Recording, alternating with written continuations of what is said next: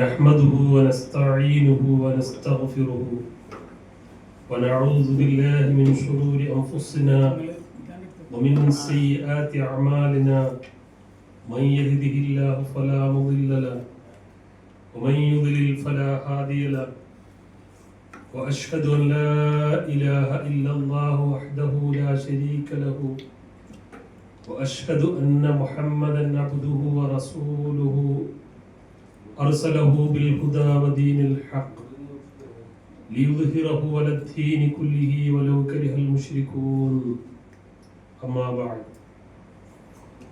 فإن خير الكلام كلام الله وخير الهدي هدي محمد صلى الله عليه وعلى آله وسلم وشر الأمور محدثاتها وكل محدثة بدعة وكل بدعة ضلالة وكل ضلالة في النار.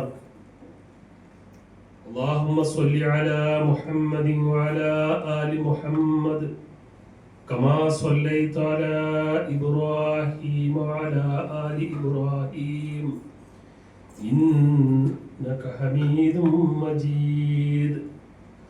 اللهم بارك على محمد وعلى آل محمد كما باركت على إبراهيم وعلى آل إبراهيم إنك حميد مجيد. رب اشرح لي صدري ويسر لي أمري واحلل عقدة من لساني يفقهوا قولي. أعوذ بالله من الشيطان الرجيم. بسم الله الرحمن الرحيم. يا أيها الذين آمنوا اتقوا الله حق تقاته ولا تموتن إلا وأنتم مسلمون. يا أيها الذين آمنوا اتقوا الله وقولوا قولا سديدا يصلح لكم أعمالكم ويغفر لكم ذنوبكم ومن يطع الله ورسوله فقد فاز فوزا عظيما. പ്രിയമുള്ള സഹോദരന്മാരെ, സഹോദരികളെ, അസ്സലാമു അലൈക്കും വറഹ്മത്തുള്ളാഹി വബറകാതുഹു. അല്ലാഹുവിൻ്റെ വിധിവിലക്കുകൾ, നിയമനിർദ്ദേശങ്ങൾ ജീവിതത്തിൻ്റെ എല്ലാ മേഖലകളിലും കാത്ത് സൂക്ഷിച്ച് ജീവിക്കണമേ എന്ന് ആദ്യമായി എന്നോടും ശേഷം നിങ്ങൾ ഓരോരുത്തരോടും വസിയത്ത് ചെയ്യുന്നു, ഉപദേശിക്കുന്നു. അല്ലാഹു നമ്മളെ അനുഗ്രഹിക്കുമാറാകട്ടെ. നമ്മുടെ ഈ ഒരുമിച്ച് കൂടലും ഈ ഇരുത്തവും സാലിഹായ ഒരമലായി അല്ലാഹു സ്വീകരിക്കുമാറാകട്ടെ.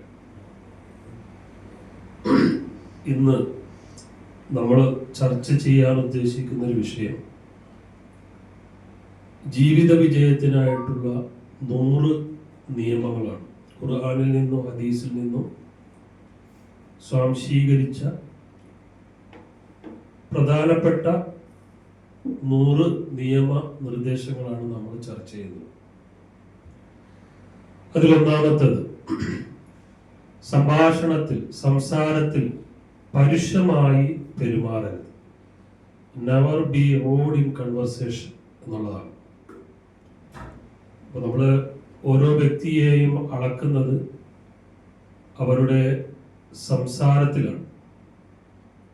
പണ്ഡിതന്മാർ പറഞ്ഞതായിട്ട് രേഖപ്പെടുത്തിയിട്ടുണ്ട്, എല്ലാ ദിവസവും രാവിലെ ശരീരത്തിൻ്റെ മുഴുവൻ അവയവങ്ങളും, കൈയും കാലും കണ്ണും ഉൾപ്പെടെ, പല്ലുൾപ്പെടെ വന്നിട്ട് നാവിനോട് പറയും, ദയവ് ചെയ്ത് നിന്റെ പ്രയോഗത്തിൽ, സംസാരത്തിൽ സൂക്ഷ്മത പാലിക്കേണ്ടതുണ്ട്. അതിൽ നിന്ന് എന്തെങ്കിലും വ്യതിചലിക്കാൻ ഞങ്ങൾക്ക്, അതായത് നാവല്ലാത്ത മറ്റു ശരീരഭാഗങ്ങൾക്ക് കോട്ടം സംഭവിക്കാം, നാശം സംഭവിക്കാം. അതുമൂലം നാവിനോട് എല്ലാ ദിവസവും ശരീരം വളരെയധികം താഴ്മയോടെ വിനയത്തോടെ ആവശ്യപ്പെടുന്നത് സംഭാഷണത്തിൽ സംസാരത്തിൽ മാന്യത പുലർത്തുക എന്നാണ്. അതാണ് ഏറ്റവും ഒന്നാമതായിട്ട് ചർച്ച ചെയ്യുന്നത്. നാം ആരോടും സംസാരിച്ചു തുടങ്ങുമ്പോൾ വളരെ സ്നേഹപൂർവവും മാന്യവുമായ ഭാഷ ഉപയോഗിക്കണം. ദേഷ്യത്തിലോ ആവേശത്തിലോ പരുഷമായി സംസാരിക്കുന്നത് ഇസ്ലാമിൽ നിരോധിച്ചിരിക്കുന്നു. അത് അനാവശ്യ വാദങ്ങൾക്കും പാപങ്ങൾക്കും വഴിയൊരുക്കും. നാം സ്ഥിരമായി അത് പല മീഡിയകളിലൂടെയും നമ്മുടെ ദൈനംദിന ജീവിതത്തിൻ്റെ എല്ലാ മേഖലകളിലും നിരന്തരമായി അനുഭവിച്ചു കൊണ്ടിരിക്കുന്ന ഒരു കാര്യമാണ്. സംസാരത്തിൻ്റെ ടോൺ വ്യത്യാസങ്ങൾ, ഏറ്റക്കുറച്ചിലുകൾ, അതിൻ്റെ വാക്ക് പയറ്റുകൾ, പോരാട്ടങ്ങൾ മുതലായത് വിശദീകരണം ആവശ്യമില്ലാത്ത രൂപത്തിൽ തന്നെ നിത്യേനെ നമ്മുടെ ദൈനംദിന ജീവിതത്തിൽ നാം കണ്ടുകൊണ്ടിരിക്കുകയാണ്. അപ്പുറത്തുള്ള നമ്മുടെ ഓപ്പോസിറ്റ് നിൽക്കുന്ന ആളുകൾ എങ്ങനെ നമ്മളോട് പെരുമാറിയാലും നാം മൗനം പാലിക്കുകയും ക്ഷമ പാലിക്കേണ്ടതുമുണ്ട്. ഇത് സത്യവിശ്വാസികളെ സംബന്ധിച്ചിടത്തോളം അല്ലാഹുവിന്റെ കൽപ്പനയാണ്. മനുഷ്യനെന്ന നിലക്ക് വളരെയധികം പ്രയാസമുള്ള ഒരു സ്വഭാവ സവിശേഷതയാണ് കോപം ഉണ്ടാവുക എന്നുള്ളത്. മനുഷ്യന്റെ സ്വഭാവത്തിൽപ്പെട്ടതാണ്. അത് നിയന്ത്രിക്കുക എന്നുള്ളതാണ് അവന്റെ ഏറ്റവും ഉത്കർഷമായ അല്ലെങ്കിൽ ഉത്കടമായ അല്ലെങ്കിൽ അങ്ങേയറ്റത്തെ ഉന്നതമായ സ്വഭാവ സവിശേഷതകളിൽപ്പെട്ടത്. അപ്പൊ കോപമുണ്ടാകുമ്പോൾ അത് അടക്കി നിർത്തണം, കോപമുണ്ടാകുമ്പോൾ സംസാരിക്കരുത് മുതലായ കാര്യങ്ങളാണ് പറഞ്ഞു വരുന്നത്. സൂറത്ത് ഇസ്രായേൽ അല്ലാഹ് പറയാണ്, വഖുൽ ലിഇബാദി യഖൂലു ലതി ഹിയ അഹ്സൻ ഇന്നശ്ശൈത്വാന യൻസഉ ബൈനഹും ഇന്നശ്ശൈത്വാന ഖാന ലിൽ ഇൻസാനി അദുവൻ മുബീനാ. യഖൂലു ലതി ഹിയ അഹ്സൻ. അവർ എന്തെങ്കിലും പറയുകയോ സംസാരിക്കുകയോ ചെയ്യുകയാണെങ്കിൽ അത് നല്ല വാക്കായിരിക്കണം, ഖുർആൻ പറയുകയാണ്. എന്നിട്ട് ഇന്നശ്ശൈത്വാന യൻസഉ ബൈനഹും, തീർച്ചയായും പിശാച് അവർക്കിടയിൽ കുഴപ്പം ഇളക്കി വിടുന്നു.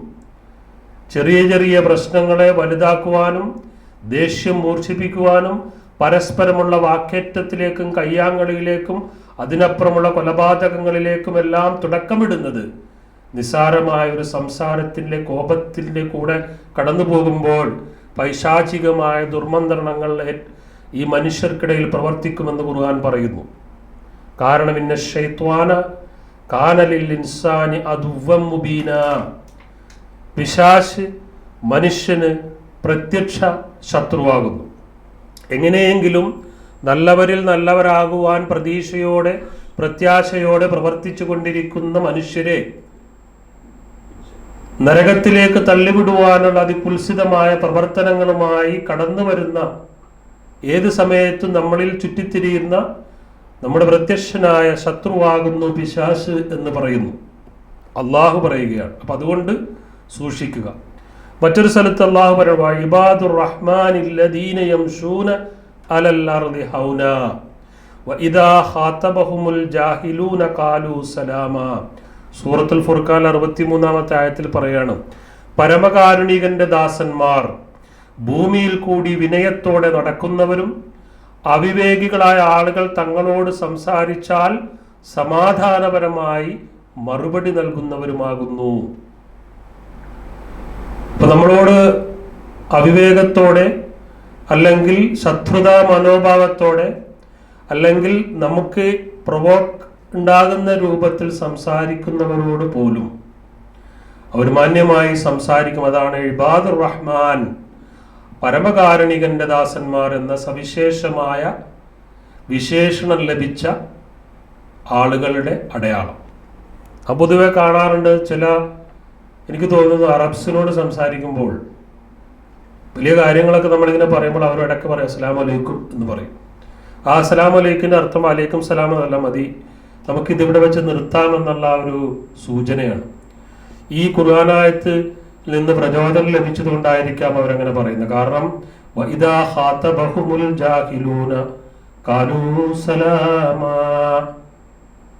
അവിവേകികളായ ആളുകൾ സംസാരിക്കുമ്പോൾ അവർ സമാധാനപരമായി മറുപടി നൽകുന്നു. റസൂലുള്ളാഹി സ്വല്ലല്ലാഹു അലൈഹി വസല്ലം അബൂ ഹുറൈറ റളിയല്ലാഹു അൻഹു റിപ്പോർട്ട് ചെയ്യുന്ന ഒരു ഹദീസിൽ പറയാണ്, മൻ കാന യുഅ്മിനു ബില്ലാഹി വൽ യൗമിൽ ആഖിർ ഫൽയഖുൽ ഖൈറൻ ഔ ലിയസ്മുത്. അല്ലാഹുവിലും അന്ത്യനാളിലും വിശ്വസിക്കുന്നവൻ നല്ലത് സംസാരിക്കട്ടെ, അല്ലെങ്കിൽ നിശബ്ദത പാലിക്കട്ടെ. നമ്മുടെ ഇന്നത്തെ ഈ വളരെ സ്പീഡിലുള്ള ജീവിതത്തിൻ്റെ ഒരു ഘട്ടത്തിൽ ഇത്തരമൊരു സ്വഭാവ സവിശേഷത കരസ്ഥമാക്കുവാൻ വലിയ ബുദ്ധിമുട്ടുള്ളൊരു കാര്യമാണ്. എവിടെയും തിരക്കാണ്. ആ തിരക്കിൽ നമ്മൾ ജോലി ചെയ്യുന്ന സ്ഥലത്തും നമ്മൾ ഇടപഴകുന്ന സ്ഥലത്തും നമ്മുടെ മേഖലകളിലെല്ലാം പൊതുവെ ആളുകൾ ഹൈ ടെമ്പേർഡ് ആയിട്ടുള്ള ആളുകളാണ്. അപ്പം അങ്ങനെയുള്ളൊരു സമയത്ത് നമ്മളെത്ര ക്ഷമിച്ചും സഹിച്ചും നിന്നാൽ പോലും ഈ ഒരു പരിധി വിട്ടുപോകുന്ന സ്ഥലത്തിലേക്ക് എത്തിച്ചേരുന്നുണ്ട്. അപ്പം അങ്ങനെ ഉണ്ടാകുമ്പോൾ എന്താണ് ചെയ്യേണ്ടതെന്ന് നമുക്ക് പിന്നീട് സംസാരിക്കാം. എന്തായാലും അള്ളാഹുവിലും അന്ത്യനാളിലും വിശ്വസിക്കുന്നവർ നല്ലത് സംസാരിക്കട്ടെ, അല്ലെങ്കിൽ മിണ്ടാതിരിക്കട്ടെ എന്ന് പറയും. ഭാര്യയും ഭർത്താവും നമ്മളെല്ലാവരും വിവാഹം കഴിച്ചവരാണ് എന്ന് ഞാൻ വിശ്വസിക്കുന്നു. നമ്മുടെ ഭാര്യ നമ്മുടെ കൂടെ ഉണ്ട്. ഭാര്യമാരുടെ പൊതുവെയുള്ളൊരു പരാതിയാണ്, ഭർത്താവ് എന്നെയാണോ വിവാഹം കഴിച്ചത്, അതല്ല മൊബൈൽ ഫോണിനെയാണോ വിവാഹം കഴിച്ചതെന്ന് എല്ലാ ഭാര്യമാർക്കും സംശയമുണ്ട്. കാരണം ഏറ്റവും കൂടുതൽ സമയം ഭർത്താവ് സംസാരിക്കുന്നത് ടെലിഫോണിലാണ്, ഏറ്റവും കൂടുതൽ താലോലിക്കുന്നത് ടെലിഫോണിനെയാണ്. ചില ആളുകൾക്ക് 2-3 ഫോണുകളുണ്ട്. ഇരട്ടക്കുട്ടികളുടെ മാതിരി ഒന്നിൽ ഹലോ ഒന്നിൽ ഹലോ, ഈ രണ്ടിനെയും മാറി മാറി എടുത്ത് താലോലിച്ചു കൊണ്ടുള്ള ഒരു ജീവിത രീതിയിലേക്കാണ് എല്ലാവരും പോയിക്കൊണ്ടിരിക്കുന്നത്. പാവപ്പെട്ട ഭാര്യ ഭർത്താവ് ജോലി കഴിഞ്ഞവരുടെ വരുമ്പോൾ എന്തെങ്കിലുമൊക്കെ സംസാരിക്കുമെന്ന് പറഞ്ഞ് കാത്തിരിക്കുമ്പോൾ നമ്മളിൽ പലരും ഉൾപ്പെടെ ഇന്നത്തെ സാഹചര്യത്തിൽ ഭാര്യമാരോട് സംസാരിക്കുന്നില്ല. അവർ അതുകൊണ്ട് ഭർത്താക്കന്മാരോട് ചോദിക്കുന്ന ഒരു ചോദ്യമുണ്ട്, പരിഭവത്തോടു കൂടി ചോദിക്കുന്ന ഒരു ചോദ്യമുണ്ട്, നിങ്ങൾ എന്നെയാണോ കല്യാണം കഴിച്ചത്, മൊബൈലിലാണോ കല്യാണം കഴിച്ചത്? സൈക്കോളജി പ്രകാരം ആണുങ്ങൾ ഒരു ദിവസം 5000 വാക്കുകൾ സംസാരിക്കുമ്പോൾ അതിൻ്റെ 3 ഇരട്ടി സ്ത്രീകൾ 18,000 വാക്കുകൾ സംസാരിക്കുന്നു എന്നാണ് പറയുന്നത്. അപ്പോൾ വീട്ടിലുള്ള അല്ലെങ്കിൽ വെറുതെ ഇരിക്കുന്ന ഭർത്താവ് ജോലിക്ക് പോകുമ്പോൾ വീട്ടിലെ മറ്റു ജോലികളൊക്കെ ചെയ്യുന്ന ഭാര്യ ഭർത്താവ് വന്നിട്ട് സംസാരിക്കുവാനായി കാത്തിരിക്കുന്ന സമയത്ത് ഇദ്ദേഹം ഓഫീസിലും അദ്ദേഹത്തിൻ്റെ കൂട്ടുകാരന്മാരുമായിട്ടൊക്കെ ഏകദേശം ഒരു 5000 വാക്കുകൾ സംസാരം കഴിഞ്ഞിട്ടുണ്ട്. വീട്ടിൽ വരുന്നു, ഡ്രസ്സ് മാറുന്നു, TV കാണുന്നു, ഫോണിൽ ഭാര്യ ഈ 18,000 അല്ലെങ്കിൽ 15,000 ചിലപ്പോൾ ഒരു 1000 പോലും സംസാരിച്ചിട്ടുണ്ടാവും. അങ്ങനെയാണ് പൊതുവെ കുടുംബത്തിൽ ക്ലാഷുകൾ ഉണ്ടാകുന്നത്. ഇന്ന് വീടുകളിൽ സംസാരം കുറഞ്ഞിരിക്കുന്നു. അത് ഈ ഖുർആനിലെ പിന്നെ ഈ പറഞ്ഞ ഈ ഹദീസ് കൊണ്ടല്ല. എന്തില് അള്ളാഹുവിലും അന്ത്യനാളിൽ വിശ്വസിക്കുന്നവർ നല്ലത് സംസാരിക്കട്ടെ മിണ്ടാതിരിക്കട്ടെ എന്നതിൻ്റെ ഹദീസിൻ്റെ അടിസ്ഥാനത്തിലല്ല, മറിച്ച് ആളുകൾക്ക് പരസ്പരം സംസാരിക്കാൻ നേരമില്ല, കുടുംബത്തിലുള്ളവരോട് സംസാരിക്കാൻ നേരമില്ല. ലോകത്ത് ബാക്കി എല്ലാവരോടും സംസാരിക്കും. വീട്ടിലുള്ളവരോട്, മക്കളോടും ഭാര്യയോടും ഉപ്പയോടും ഉമ്മയോടുമൊന്നും പരസ്പരം സംസാരിക്കാറില്ല. ചെറിയ മക്കളാവട്ടെ വലിയ മക്കളാവട്ടെ വാപ്പയോട് സംസാരിക്കല്ല. വാപ്പ പാവം ജോലി കഴിയുന്നു, ജോലി എടുക്കുന്നു, മക്കൾക്ക് വേണ്ടതെല്ലാം ചെയ്യുന്നു. രാവിലെ എല്ലാവരും പോകുന്നു, തിരിച്ചു വരുന്നു. പാവ ഉമ്മ രാവിലെ മുതൽ ഭക്ഷണം ഉണ്ടാക്കുന്നു, അവർക്ക് വേണ്ട ഇഷ്ടപ്പെട്ട ഭക്ഷണവും കറിയൊക്കെ ഉണ്ടാക്കുന്നു, കാത്തിരിക്കുന്നു, വിളമ്പിക്കൊടുക്കുന്നു. ഒരു മക്കൻ പോലും അല്ലെങ്കിൽ സ്വന്തം ഭർത്താവ് പോലും നീ ഭക്ഷണം കഴിച്ചു എന്ന് തിരക്കാറില്ല. അതുകൊണ്ടാണ് പണ്ട് എനിക്ക് തോന്നുന്നത് കമലാസുരയ്യാണ് പറഞ്ഞതെന്ന് തോന്നുന്നു, കിണറ്റിൽ കിടക്കുന്ന തവള വെള്ളം കുടിച്ചോ ഇല്ല എന്ന് ഇതുവരെയും ആരും അന്വേഷിച്ചിട്ടില്ല എന്ന് പറഞ്ഞതുപോലെ സ്ത്രീകൾ നേരിടുന്ന വലിയൊരു വിഷയമാണ്. അവരോട് സ്നേഹത്തോടെ മനസ്സ് തുറന്ന് സംസാരിക്കുവാൻ പുരുഷന്മാർ തയ്യാറാകുന്നില്ല എന്ന്.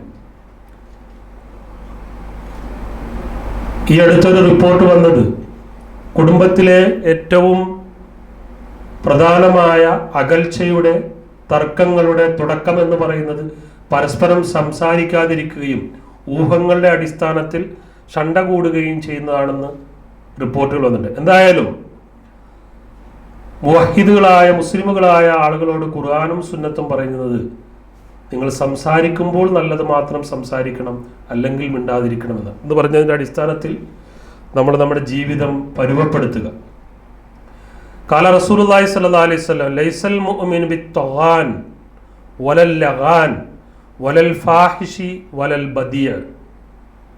ഇനി ചില ആളുകളോട് നമ്മൾ സംസാരിക്കുമ്പോൾ അറിയാതെ നമ്മൾ പറഞ്ഞു പോകും, പടച്ചവനെ മൂർഖനെയാണല്ലോ ചവിട്ടിയതെന്ന്. കാരണം ചില ആളുകൾ നമുക്കെപ്പോഴും ഒരു പോസിറ്റീവ് എനർജി നൽകുന്ന സംസാരത്തെക്കാളും നെഗറ്റീവായി വിളിച്ചതബദ്ധമായി പോയി, കണ്ടതബദ്ധമായി പോയി, സംസാരിച്ചു തുടങ്ങിയത് അബദ്ധമായി പോയി എന്ന നിലക്ക് നമ്മുടെ ജീവിതത്തിൽ അനുഭവങ്ങൾ ഉണ്ടാകുമ്പോൾ ഈ ഹദീസ് ഒന്ന് ഓർക്കണം. റസൂലുള്ളാഹി സ്വല്ലല്ലാഹു അലൈഹി വസല്ലം പറഞ്ഞു, ലൈസൽ മുഅ്മിനു സത്യവിശ്വാസി ബിത്തഗാൻ, കുത്തുവാക്കുകൾ പറയുന്നതല്ല, ആളുകളെ മനസ്സിനെ വിഷമിപ്പിക്കുന്ന രൂപത്തിൽ കാണുമ്പോഴെല്ലാം കുത്തുവാക്കുകൾ പറയുന്നവനല്ല, വലൽ ലആൻ, ശപിക്കുന്നവനുമല്ല. കുത്തുവാക്ക് എന്ന് പറയുമ്പോൾ ഏഷണി അതേപോലെ കാര്യങ്ങളൊക്കെ ഉൾപ്പെടെയാണ്. വലൽ ഫാഹിഷ്, തോന്നിവാസം, അസഭ്യം, തെറി, തെമ്മാടിത്തരം, ഇതൊന്നും പറയുന്നവനല്ല. വലൽ ബദിയ, അശ്ലീലമായി സംസാരിക്കുന്നവനുമല്ല. അപ്പൊ സത്യവിശ്വാസികൾ ഇതിൽ നിന്നെല്ലാം വ്യത്യസ്തനാണ്. അവൻ ആരോടെങ്കിലും സംസാരിക്കുമ്പോൾ കുത്തുവാക്കുകളോ ഏഷണികളോ പറയില്ല, ശപിക്കില്ല, അസഭ്യം പറയില്ല, അശ്ലീലം പറയില്ല. അപ്പോൾ സംസാരത്തിൻ്റെ ഫിൽട്രേഷൻ എന്ന് പറയുന്നത് 3-4 തട്ടുകൾക്ക് ശേഷമായിരിക്കും.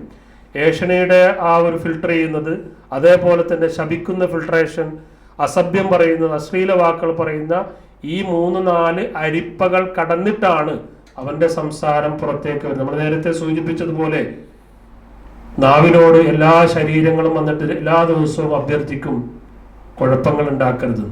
അപ്പം അത്തരം ഒരു ഫിൽട്രേഷൻ വേണമെന്നാണ് എല്ലാ ആളുകളും അവരുടെ ജീവിതത്തിൽ അത്തരം ഒരു സ്വഭാവ വൈശിഷ്ട്യങ്ങൾ നിലനിർത്തുന്നവരാകുവാൻ ഈ പറയപ്പെട്ട ഒരു ഫിൽട്രേഷൻ്റെ ഒരു അരിപ്പയുടെ ആവശ്യമുണ്ട്. അതുകൊണ്ടാണ് ബുദ്ധിമാന്മാർ സംസാരിക്കുമ്പോൾ അവർ ആലോചിച്ചിട്ടേ സംസാരിക്കുകയുള്ളൂ എന്ന് പറയുന്നു. ചില ആളുകൾ പറയാറുണ്ട്, അവർ സംസാരിക്കുന്നതിന് മുമ്പ് അവർ എഡിറ്റ് ചെയ്യും, എന്താണ് സംസാരിക്കേണ്ടത്, പുറത്തേക്ക് വരുന്ന വാക്കുകൾ എന്താകണമെന്നുള്ളതിനെ കുറിച്ച് എഡിറ്റ് ചെയ്യും.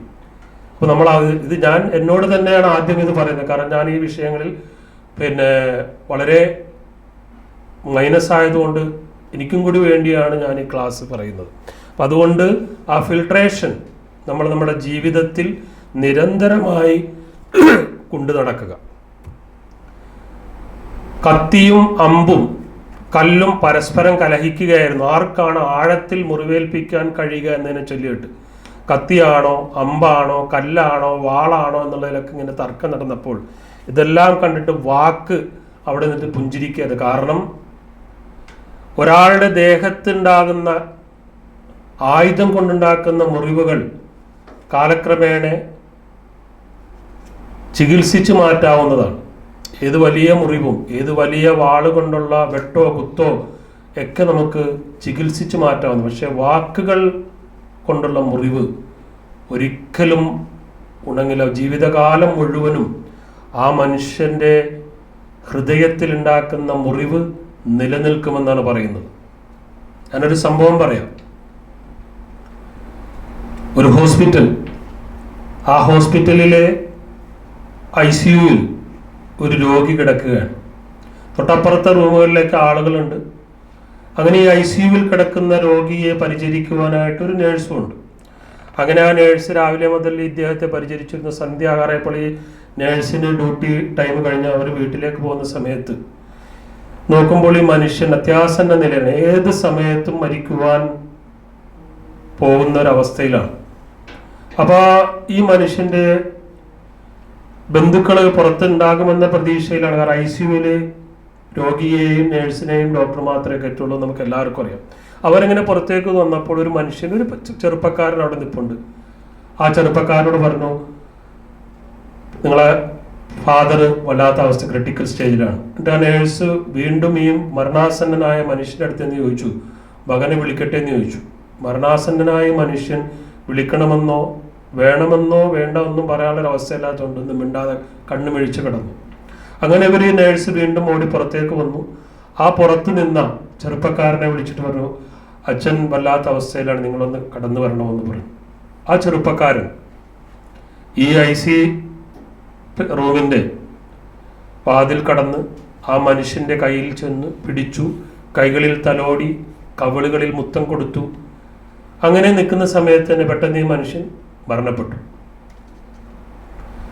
ഡോക്ടർമാരെല്ലാവരും ഓടി വന്നു, കൂട്ടത്തിൽ നമ്മുടെ നേഴ്സ് എല്ലാവരും ഓടി വന്ന ആൾ കൂടി മരണപ്പെട്ട മനുഷ്യൻ്റെ അടുത്ത് നിന്ന് നമ്മൾ പറഞ്ഞ ആ ചെറുപ്പക്കാരൻ പതുക്കെ പുറത്തേക്ക് ഇറങ്ങിയിട്ട് ആ നേഴ്സിനോട് ചോദിച്ചു, ഇദ്ദേഹം ആരാണ്? അപ്പോൾ ആ നേഴ്സ് വളരെ അത്ഭുതത്തോട് ചോദിച്ചു, അപ്പം നിങ്ങളുടെ അച്ഛനല്ലേ അതെന്ന് ചോദിച്ചു. അപ്പോൾ അയാൾ പറഞ്ഞത്, എൻ്റെ അച്ഛനല്ലത്. നേഴ്സ് വന്ന് പറഞ്ഞപ്പോൾ മരണപ്പെടാൻ പോകുന്ന ഒരു മനുഷ്യൻ മരണപ്പെടുന്ന സമയത്ത് അദ്ദേഹത്തിന് സ്വാന്തനം അരുളുവാൻ ഞാൻ കടന്നു വന്നതാണെന്ന് പറഞ്ഞപ്പോൾ നേഴ്സ് ആ ചെറുപ്പക്കാരൻ്റെ കൈ പിടിച്ച് പറഞ്ഞു, നിങ്ങളുടെ ജീവിതത്തിൽ നിങ്ങൾ ചെയ്ത ഏറ്റവും വലിയ മഹത്തായ ഒരു പുണ്യമാണിത്. കാരണം ആരെന്നറിയാത്ത, എന്താണ് എന്നറിയാത്ത, ഊരും പേരും ഒന്നും അറിയാത്ത ഒരു മനുഷ്യൻ്റെ മരണസമയത്ത് ആ മനുഷ്യൻ്റെ കയ്യിൽ പിടിക്കുകയും തലോടുകയും കവിളിൽ മുത്തം കൊടുക്കുവാൻ കാണിച്ച നിങ്ങളുടെ ആ മഹാമനസ്കത, അതാണ് ജീവിതത്തിൽ ഒരു മനുഷ്യന് കിട്ടാവുന്നതും നേടാവുന്നതുമായ ഏറ്റവും വലിയൊരു മഹാഭാഗ്യം. അറിയാത്ത ആർക്കോ വേണ്ടി നാം ചെയ്യുന്ന കർമ്മങ്ങൾ, അത് ലഭിക്കുന്നവർക്കും അത് നൽകുന്നവർക്കും ഉണ്ടാകുന്ന ആ ഒരു സന്തോഷം, അതിന് നമുക്ക് നിലവിലുള്ള ഒരു മെഷർമെന്റ് കൊണ്ട് അളന്ന് തിട്ടപ്പെടുത്താനൊന്നും പറ്റില്ല. ഓരോ ആളുകൾക്കും അവരുടെ ജീവിതാനുഭവങ്ങളിൽ ഉണ്ടാകുന്ന ഇത്തരം സന്ദർഭങ്ങളിൽ അത് ലഭിക്കുന്നവർക്കും കൊടുക്കുന്നവർക്കും മാത്രം ഉണ്ടാകുന്ന ഒരു സന്തോഷം, ആ സന്തോഷം ഉണ്ടാകാനാണ് നാം പരിശ്രമിക്കേണ്ടത്. നമ്മുടെ കൂടെയുള്ള, നമ്മുടെ ഒപ്പമുള്ള, നാം അറിയാത്ത, ഒരുപക്ഷെ നാം ജീവിതത്തിൽ ഒരിക്കൽ പോലും കാണാത്ത, ഇനിയൊരിക്കലും കാണുമെന്ന് പ്രതീക്ഷിക്കാത്ത ആളുകൾക്ക് ചെയ്യുന്ന ഒരു സ്നേഹം, ഒരു തലോടൽ, ഒരു സ്വാന്തനം, ഒരു നല്ല വാക്ക്, ഇതാണ് മനുഷ്യ ഹൃദയത്തിൽ നിന്നുണ്ടാവേണ്ടത്. ജീവിതകാലം മുഴുവനും എന്നെന്നും ഓർമ്മിക്കപ്പെടുന്ന അത്തരം പ്രവർത്തനങ്ങളാണ് ഉണ്ടാകേണ്ടത്. മറിച്ച് നമ്മുടെ ഒരു വാക്ക് കൊണ്ടോ നമ്മുടെ ഒരു പ്രവൃത്തി കൊണ്ടോ നമ്മുടെ ഒരു നോട്ടം കൊണ്ടോ ഒരു മനുഷ്യൻ്റെയോ അല്ലെങ്കിൽ മറ്റുള്ള മനുഷ്യരുടെ ഹൃദയത്തിൽ ഉണ്ടാകുന്ന ആ മുറിവുകൾ ഒരിക്കലും ഉണങ്ങാത്ത മുറിവുകളല്ല നാം ഉണ്ടാക്കേണ്ടത്. മറിച്ച് ഹൃദയത്തിന് സാന്ത്വനവും സമാധാനവും സ്നേഹവും കരുണയും എല്ലാം ചേരുന്ന വികാരങ്ങളുടെ സമ്മിശ്ര രൂപത്തിൽ സന്തോഷത്തോടുകൂടി ഒരു മനുഷ്യന്റെ ഹൃദയത്തിൽ നാം ഉണ്ടാക്കുന്ന ഒരു ഓളം, അതാണ് നമ്മുടെ ഭാഗത്തു നിന്നുണ്ടാകേണ്ടത്. ഇനി അടുത്തത് കോപം. രണ്ടാമത്തെ കാര്യമായിട്ട് പറഞ്ഞ നിങ്ങളുടെ കോപം നിയന്ത്രിക്കുക എന്നുള്ളതാണ്. Control your anchor. കോപം നിയന്ത്രിക്കുക എന്ന് പറയുന്നത് നമ്മൾ സൂചിപ്പിച്ചു, വല്ലാത്തൊരു പ്രശ്നം തന്നെയാണ്. നമുക്ക് പണ്ട് രണ്ടാളുകൾ നമ്മൾ സംസാരിച്ചപ്പോൾ പൊതുവെ എല്ലാവർക്കും അറിയാം, നമ്മൾ പ്രത്യേകിച്ച് കണ്ണൂരുള്ളവർക്കൊക്കെ ആണുങ്ങൾക്ക് നല്ല ഫുഡ് ഉണ്ടാക്കാൻ അറിയാം. ഇവിടെ കൂടിയിരിക്കുന്ന പലർക്കും നല്ല ഫുഡ് ഉണ്ടാക്കാൻ അറിയുന്നവർ. അപ്പോൾ പരസ്പരം സംസാരിക്കുന്ന നിനക്ക് എന്തുണ്ടാക്കാൻ അറിയാം, നിനക്ക് എന്തുണ്ടാക്കാൻ അറിയാമെന്ന് ചോദിച്ചപ്പോൾ ഒരാൾ പറഞ്ഞ മറുപടി, എനിക്ക് ഏറ്റവും പെട്ടെന്ന് ഉണ്ടാക്കാൻ അറിയാവുന്ന ഒരു കാര്യം വഴക്കാണ് എന്നാണ്. അപ്പം അതുകൊണ്ട് പണ്ഡിതന്മാർ പറയുന്നത് നമ്മുടെ സ്വഭാവ സവിശേഷതകൾ 100 കാര്യങ്ങളിൽ പറയും. രണ്ടാമതായിട്ട് പറഞ്ഞത് കൺട്രോൾ യുവർ ആങ്കർ. നിങ്ങളുടെ കോപം നിങ്ങൾ നിയന്ത്രിക്കുക. കാരണം കോപത്തിന്റെ പ്രശ്നങ്ങൾ വല്ലാത്ത പ്രശ്നങ്ങളാണ്. ഖുർആൻ പറയുകയാണ്, സൂറത്ത് ആൽ ഇംറാനിലെ 134 ആയത്തിൽ അല്ലാഹു പറയുകയാണ്, അല്ലദീന യുൻഫിഖൂന ഫിസ്സറാഇ വദ്ദറാഇ വൽകാദിമീനൽ ഗൈള വൽആഫീന അനിന്നാസി വല്ലാഹു യുഹിബ്ബുൽ മുഹ്സിനീൻ. കോപം നിയന്ത്രിക്കണം എന്നുള്ള ആ ഒരു സവിശേഷമായ സ്വഭാവ ഗുണത്തെക്കുറിച്ച് ഖുർആൻ പറഞ്ഞത് എന്താണ്? അല്ലദീന യുൻഫിഖൂന ഫിസ്സറാഇ വദ്ദറാഇ. സന്തോഷാവസ്ഥയിലും വിഷമാവസ്ഥയിലും ദാനധർമ്മങ്ങൾ ചെയ്യുകയും നമ്മുടെ കയ്യിൽ വളരെ പൈസയൊന്നുമില്ല, നമുക്ക് വലിയ പ്രയാസങ്ങൾ നേരിടുന്നുണ്ട്, അപ്പോഴും സദക്ക ചെയ്യും. നമ്മൾ വളരെ സന്തോഷത്തിലാണ്, ആവശ്യത്തിൽ കൂടുതൽ അല്ലെങ്കിൽ ആവശ്യത്തിൽ നമ്മുടെ കയ്യിൽ സമ്പത്തും സ്വത്തും എല്ലാം ഉണ്ട്, അപ്പോഴും നമ്മൾ സദക്ക ചെയ്യും. പിന്നെയോ വൽ ഖാദിമീനൽ ഗൈള, കോപം അതുണ്ടാകും, സ്വാഭാവികമാണ്, പക്ഷെ അത് ഒതുക്കി വെക്കും. ഏതൊരു മനുഷ്യനും മനുഷ്യപ്രകൃതിയാണ് കോപം ഉണ്ടാകുക എന്നുള്ളത്. അപ്പൊ ആ കോപം ഒതുക്കി വെക്കുന്നവരും വൽആഫീന അനിന്നാസ്, മനുഷ്യർക്ക് മാപ്പ് നൽകുകയും ചെയ്യുന്നവർക്ക് വേണ്ടിയാണ് എന്ത്? സ്വർഗം ഒരുക്കി വെച്ചിരിക്കുന്നത്. നമ്മൾ കഴിഞ്ഞ ആഴ്ച ക്ലാസ്സിൽ കേട്ടു, സ്വർഗത്തിൽ പോകുന്ന അല്ലെങ്കിൽ സ്വർഗത്തിൽ പ്രവേശിക്കുവാനുള്ള ചില കാര്യങ്ങളെക്കുറിച്ച്. അതിലൊന്ന് ഇതാണ് കോപം. അത് എത്ര ശക്തമായി നമ്മളെ തകർക്കുന്ന രൂപത്തിൽ കടന്നു വരുമ്പോൾ പോലും നാം അത് ഒതുക്കി വെക്കുമ്പോൾ അല്ലാഹു റബ്ബുൽ ഇസ്സത്ത് നമുക്ക് നൽകുന്ന ഒരു ഓഫർ എന്ന് പറയുന്നത് സ്വർഗമാണ്. കാരണം അല്ലാഹു യുഹിബ്ബുൽ മുഹ്സിനീൻ, സൽക്കർമ്മകാരികളെയാണ് അള്ളാഹു സ്നേഹിക്കുന്നത്, ഇഷ്ടപ്പെടുന്നത്.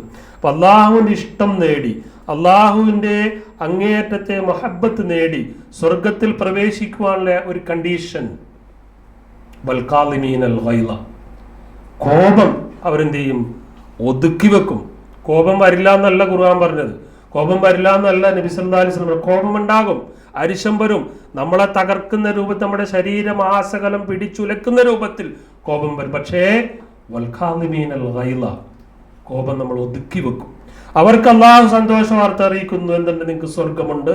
വല്ലാഹു യുഹിബ്ബുൽ മുഹ്സിനീൻ, അള്ളാഹു അങ്ങനെയുള്ള ആളുകളെയാണ് ഇഷ്ടപ്പെടുന്നത്. ആ പറഞ്ഞ രണ്ട് കണ്ടീഷൻ വേറെയുണ്ട്. അവര് സന്തോഷത്തിലും സന്താപത്തിലും ചെലവ് ചെയ്യും, അള്ളാഹുവിന്റെ മാർഗത്തിൽ അവർ ദാനധർമ്മങ്ങൾ ചെയ്യും, മാത്രമല്ല കോപം ഒതുക്കി വെക്കുകയും ചെയ്യും. അബീ ഹുറൈറ റളിയല്ലാഹു അൻഹു പറയാണ്, അന്ന റജുലൻ ഖാല ലിന്നബി സ്വല്ലല്ലാഹു അലൈഹി വസല്ലം ഔസീനി ഖാല ലാ തഗ്ളബ് ഫറദ്ദദ മിറാറൻ ഖാല ലാ തഗ്ളബ്. പ്രവാചകൻ സല്ലല്ലാഹു അലൈഹി വസല്ലം ഹദീസിന്റെ കിതാബിൽ വളരെ വിശാലമായിട്ട് എഴുതിയ ഒരു ഹദീസാണ്. പ്രവാചകൻ സല്ലല്ലാഹു അലൈഹി വസല്ലമയുടെ അടുത്തൊരു മനുഷ്യൻ വന്നിട്ട് കുറേ കാര്യങ്ങളൊക്കെ പ്രവാചകന്റെ സന്നിധിയിലിരുന്ന് ആ മനുഷ്യൻ ഇങ്ങനെ കേട്ടു. എന്നിട്ട് ആ മനുഷ്യൻ അള്ളാഹുവിന്റെ റസൂലിന്റെ അടുത്ത് എന്നിട്ട് പറഞ്ഞു, റസൂലേ, സ്വർഗത്തിൽ പ്രവേശിക്കുവാനുള്ള ഒരു ഉപദേശം എനിക്ക് നൽകണം. ഔസീനി, എനിക്ക് അള്ളാഹുവിന്റെ റസൂൽ ഒരു ഉപദേശം നൽകണമെന്ന് പറഞ്ഞു. അപ്പോൾ അള്ളാഹുവിന്റെ റസൂൽ ആ മനുഷ്യനോട് പറഞ്ഞത് രണ്ട് വാക്കാണ്. ലാ തഗ്ളബ്, നീ കോപിക്കരുത്. അത് അദ്ദേഹം കേട്ടു. വീണ്ടും ചോദിച്ചു, അള്ളാഹുവിന്റെ റസൂൽ എനിക്ക് മറ്റൊരു ഉപദേശം തന്നാലും. ഫറദ്ദദ മിറാറൻ, ഈ ചോദ്യം 3 ആവർത്തിച്ചു എന്നാണ് ഹദീസിന്റെ ഗ്രന്ഥങ്ങളിൽ രേഖപ്പെടുത്തിയിട്ടുള്ളത്. 3 പ്രാവശ്യവും അള്ളാഹുവിന്റെ റസൂൽ പറഞ്ഞു, ലാ തഗ്ളബ്, ലാ തഗ്ളബ്, നീ കോപിക്കരുത്. സ്വർഗത്തിൽ പ്രവേശിക്കുവാനുള്ള ഒരു ഉപദേശം നൽകണമെന്ന് പറഞ്ഞിട്ടൊരു സഹാബി അള്ളാഹുവിന്റെ റസൂലിന്റെ അടുത്ത് ഒരു ഉപദേശം ചോദിച്ചപ്പോൾ അള്ളാഹുവിന്റെ റസൂൽ പറഞ്ഞ ഒരു ഉപദേശം ഇതാണ്, ലാ തഗ്ളബ്, നീ കോപിക്കരുത്. അങ്ങനെ കോപിക്കാതിരുന്നാൽ എന്താണ് സംഭവം? സ്വർഗം ലഭിക്കും. കോപിച്ചാലോ അള്ളാഹുവിന്റെ കഠിനമായ ശിക്ഷയും ലഭിക്കും. അബൂ ഹുറൈറയിൽ നിന്ന് നിവേദനം ചെയ്യുന്ന ഒരു ഹദീസ്, ലൈസ ശദീദു ബിസ്സുറഅ ഇന്നമ ശദീദു അല്ലദീ യംലികു നഫ്സഹു ഇൻദൽ ഗളബ്. ആരാണ് ശക്തിമാൻ, ആരാണ് ഭയങ്കരമായി അങ്ങേയറ്റത്തെ ശക്തിയും കഴിവും മസിലും 6 പാക്കും ഒക്കെ ഉള്ള ആളുകളെന്ന് നാം കരുതുന്നവർ ആരാണ് എന്ന് ചോദിച്ചപ്പോൾ റസൂലുള്ളാഹി സ്വല്ലല്ലാഹു അലൈഹി വസല്ലം പറഞ്ഞത്, ലൈസ ശദീദു ബിസ്സുറഅ, ഗുസ്തിയിൽ ജയിക്കുന്ന, മൽപ്പിടുത്തത്തിൽ ജയിക്കുന്ന ഫയൽവാൻ അല്ല ആര്? ശക്തൻ. ഇന്നമ ശദീദു അല്ലദീ യംലികു നഫ്സഹു ഇൻദൽ ഗളബ്. കോപം വരുമ്പോൾ അത് പിടിച്ചു നിർത്തി മനസ്സിനെ നിയന്ത്രിക്കുന്നവനാണ് ശക്തൻ, മല്ലൻ, ഫയൽവാൻ. അല്ലാതെ നാം ഇപ്പോൾ കാണുന്ന രൂപത്തിലുള്ള റെസ്ലിംഗ് ടീമിലെ ആളുകളൊന്നുമല്ല ശക്തൻ എന്നാണ് പ്രവാചകൻ സല്ലല്ലാഹു അലൈഹി വസല്ലം പറഞ്ഞത്. പ്രവാചകൻ സല്ലല്ലാഹു അലൈഹി വസല്ലമയുടെ മക്ക ജീവിത കാലഘട്ടത്തിൽ നടന്നൊരു സംഭവമാണ് ഈ വിഷയം. ഉർവത്ത് ബിൻ സുബൈർ അദ്ദേഹം റിപ്പോർട്ട് ചെയ്യാണ്, കാല സഅൽതു അബ്ദുല്ലാഹിബ്നു അംർ അൻ അഷദ്ദ. നബി സല്ലല്ലാഹു അലൈഹി വസല്ലമയുടെ മക്കി കാലഘട്ടത്തിലെ ജീവിതാനുഭവങ്ങൾ ഏറ്റവും കഠിനമായ, ശത്രുക്കളിൽ നിന്ന് ഏറ്റ പീഡനങ്ങളിൽ ഏറ്റവും താങ്കൾക്ക് മനസ്സിനെ വല്ലാതെ ഉലച്ചു കളഞ്ഞൊരു സംഭവം പറയാമോ എന്ന് ഉർവത്ത് ബിൻ സുബൈർ അബ്ദുല്ലാഹിബിൻ അംറിനോട് ചോദിച്ചപ്പോൾ അദ്ദേഹം പറയാണ്,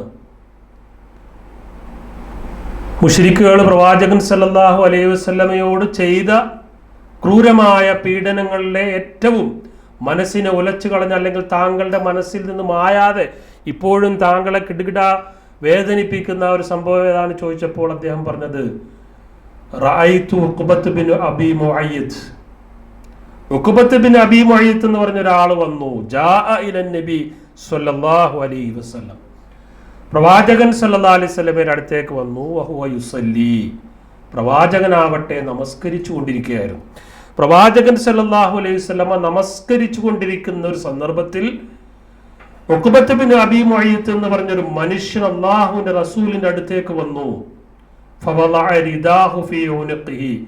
അദ്ദേഹത്തിന്റെ ആ ഒരു മേൽമുണ്ട്, അറബികൾ തലയിലിട്ട് നടക്കുന്ന ആ മുണ്ടെടുത്ത് പ്രവാചകൻ സല്ലല്ലാഹു അലൈഹി വസല്ലമയുടെ കഴുത്തിന് ചുറ്റി.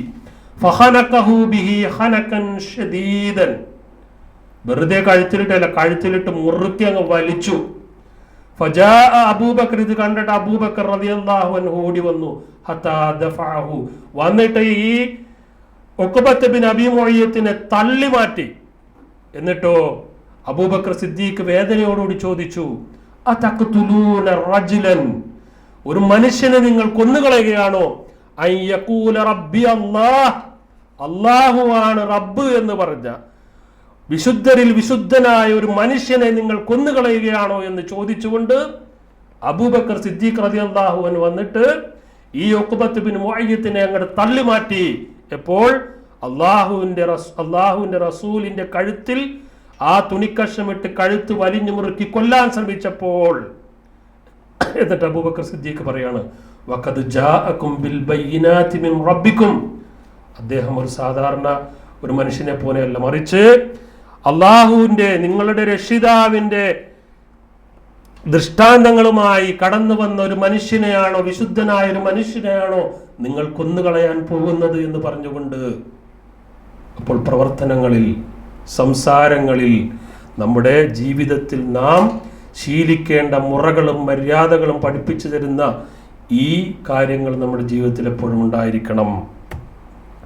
ഇനി മനുഷ്യരെന്ന നിലക്ക്, സാധാരണക്കാരെന്ന നിലക്ക് ജീവിതത്തിൻ്റെ വിവിധ മേഖലകളിൽ, വിവിധ സന്ദർഭങ്ങളിൽ, ഇടപെടലുകളിൽ, മുആമലാത്തുകളിലെല്ലാം ഒരേപോലത്തെ സ്വഭാവ വൈശിഷ്ട്യങ്ങൾ കാത്തുസൂക്ഷിക്കുവാൻ കഴിയാത്ത സാധാരണക്കാരായ ആളുകളോട് പറയുകയാണ്, നിങ്ങൾക്ക് കോപം വന്നാൽ എന്തൊക്കെയാണ് ചെയ്യേണ്ടത്? കാരണം കോപം മനുഷ്യന്റെ പ്രകൃതിയിൽ അള്ളാഹു നിശ്ചയിച്ചൊരു കാര്യമാണ്. ഒരാൾക്ക് ഒരു കോപം വന്ന് രണ്ടാളുകൾ സംസാരിക്കുമ്പോൾ അരിശം വന്നിരിക്കുകയാണ്, ഉടനെ തന്നെ അയാൾ പറയേണ്ടത് എന്താണെന്നറിയോ? അഊദു ബില്ലാഹി മിനശ് ശൈത്വാനിർ റജീം. അഊദു ബില്ലാഹി മിനശ് ശൈത്വാനിർ. ഇതിനെ സംബന്ധിച്ച് ഹദീസിന്റെ ഗ്രന്ഥങ്ങളിൽ പറഞ്ഞു. സുലൈമാൻ ബിൻ സുർദിൽ നിന്ന് റിപ്പോർട്ട് ചെയ്യുന്ന റളിയല്ലാഹു അൻഹു, അദ്ദേഹം റിപ്പോർട്ട് ചെയ്യണ കാല ഇസ്തബ റജുലാനി ഇൻദൻ നബിയ സല്ലല്ലാഹു അലൈഹി വസല്ലം. പ്രവാചകൻ സല്ലല്ലാഹു അലൈഹി വസല്ലമയുടെ സദസ്സിൽ വെച്ചിട്ട് രണ്ടാളുകൾ തമ്മിൽ പരസ്പരം ചീത്ത പറഞ്ഞു. വനഹ്നു ഇൻദഹു ജുലൂസ്. ഞങ്ങളെല്ലാവരും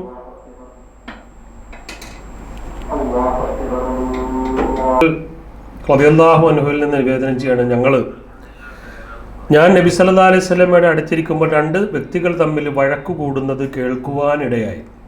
പ്രവാചകന്റെ സദസ്സിൽ ഒരുപാട് ആളുകൾ, സഹാബികൾ കൂടിയിരിക്കുന്ന കൂട്ടത്തിൽ നിന്ന് രണ്ടാളുകൾ തമ്മിൽ വഴക്കിട്ടു.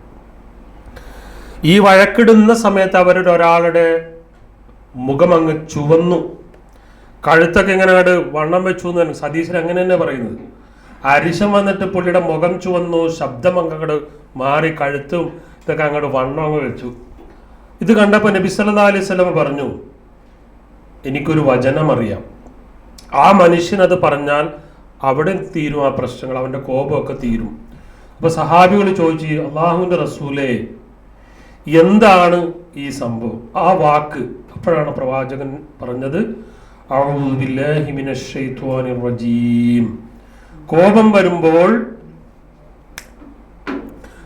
വരുമ്പോൾ നിങ്ങൾ അഊദു ബില്ലാഹി മിനശ് ശൈത്വാനിർ റജീം എന്ന് പറയുക.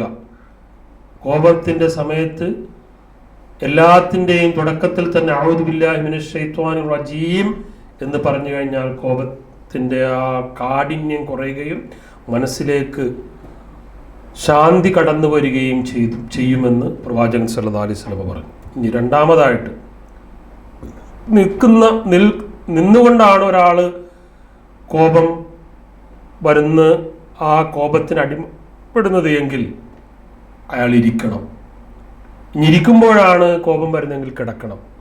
കാല റസൂലുള്ളാഹി സ്വല്ലല്ലാഹു അലൈഹി വസല്ലം, റസൂലുള്ളാഹി പറയുകയാണ്, ഇദാ ഗളബ അഹദുക്കും വഹുവ ഖായിമുൻ ഫൽയജ്ലിസ് ഫഇൻ ദഹബ അൻഹുൽ ഗളബു വഇല്ലാ ഫൽയൽതജിഅ. നബി സല്ലല്ലാഹു അലൈഹി വസല്ലം എല്ലാവരോടും കൂടി പറഞ്ഞു, നിങ്ങളിൽ ആരെങ്കിലും കോപിച്ചാൽ, അരിശം വന്നാൽ നിൽക്കുകയാണെങ്കിൽ അവൻ ഇരിക്കട്ടെ, ഇനി ഇരിക്കുകയാണെങ്കിൽ നിൽക്കുകയാണെങ്കിൽ അവൻ ഇരിക്കട്ടെ, അവൻ്റെ കോപം നീങ്ങിപ്പോകും, ഇല്ലെങ്കിൽ അവൻ കിടക്കട്ടെ എന്ന് പറഞ്ഞു. വഇല്ലാ ഫൽയൽതജിഅ, ഇരുന്ന് കോപം മാറിയില്ല എങ്കിൽ എന്ത് ചെയ്യുക, കിടക്കുക. ഇനി മൂന്നാമതായിട്ട്, കോപം വന്നു കഴിഞ്ഞിട്ടുള്ള അവസാനത്തെ ഒരു മരുന്ന്, ഖാല നബി സല്ലല്ലാഹു അലൈഹി വസല്ലം, ഇന്നൽ ഗളബ മിനശ് ശൈത്വാൻ വഇന്നശ് ശൈത്വാന ഖുലിക മിനൻ നാരി വഇന്നമാ തുത്ഫഉൻ നാറു ബിൽ മാഇ ഫഇദാ ഗളിബ അഹദുക്കും ഫൽയതവല്ല. അഊദു ബില്ലാഹി മിനശ് ശൈത്വാൻ റജീം എന്ന് പറഞ്ഞു, കോപം മാറിയില്ല. നിൽക്കുകയായിരുന്നു, ഇരുന്നു, മാറിയില്ല. ഇരുന്നിട്ട് കിടന്നു, എന്നിട്ട് മാറിയില്ല എങ്കിൽ പ്രവാചകൻ അവസാനമായിട്ട് പറയുകയാണ്, നിങ്ങൾ വുളു എടുക്കുക. അതിനൊരു കാരണവും കൂടി അള്ളാഹുവിൻ്റെ റസൂല് പറഞ്ഞു. തീർച്ചയായും കോപം എന്ന് പറയുന്നത് പിശാചിൽ നിന്നുള്ളതാണ്. പിശാച് അഗ്നിയാൽ സൃഷ്ടിക്കപ്പെട്ടിരിക്കുന്നു. തീർച്ചയായും അഗ്നി വെള്ളം കൊണ്ട് മാത്രമാകുന്നു കെടുത്തപ്പെടുന്നത്. അതിനാൽ നിങ്ങളിൽ ആർക്കെങ്കിലും കോപം വന്നാൽ അവൻ വുളു ചെയ്യട്ടെ. അപ്പോൾ കോപം വന്നു കഴിഞ്ഞിട്ട് ഈ പറയപ്പെട്ട രീതിയിലാണ് കോപം അടക്കി വെക്കേണ്ടത്. അങ്ങനെ വുളു ചെയ്ത് കഴിഞ്ഞിട്ടുണ്ടെങ്കിൽ കോപം മാറുമെന്നാണ് അള്ളാഹുവിൻ്റെ റസൂൽ നമ്മളെ പഠിപ്പിച്ചിട്ടുള്ളത്. ഇനി അരിസ്റ്റോട്ടിൽ പറഞ്ഞ ഒരു കാര്യവും കൂടി പറഞ്ഞിട്ട് ഞാൻ നിർത്താം.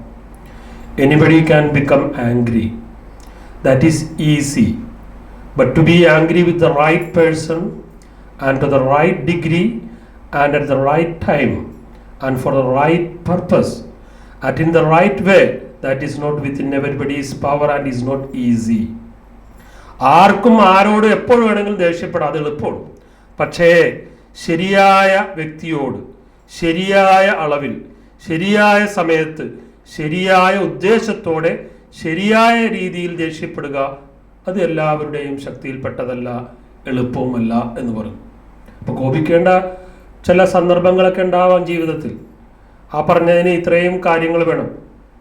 ശരിയായ വ്യക്തിയോടായിരിക്കണം, ശരിയായ അളവിലായിരിക്കണം, ശരിയായ സമയത്തായിരിക്കണം, ശരിയായ ഉദ്ദേശത്തോടെ ആയിരിക്കണം, ശരിയായ രീതിയിലുമായിരിക്കണം.